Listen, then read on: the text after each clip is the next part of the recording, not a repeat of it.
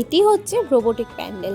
এই প্যান্ডেলটায় ঢুকতে গেলে লাইন তো দিতেই হতো, প্লাস ভিতরে গেলে অনেক রকম জিনিসই আমরা দেখতে পেতাম। দেখো তোমরাও হয়তো দেখতে পাচ্ছ, ভিডিও করেছি আমি যতটুকু পেরেছি। সব যেন যন্ত্রগুলো এইভাবে ওইভাবে নড়ানড়ি করছে, মনে হচ্ছে সেই রোবট মুভিটা, তাই না?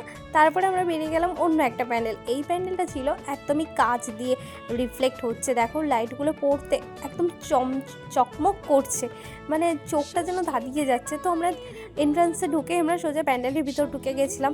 এতটা সুন্দরভাবে প্যান্ডেলটা সাজানো হয়েছে, পুরো গাটাই ছিল কাঁচ দিয়ে একদম সাজানো, মানে অসাধারণ ছিল।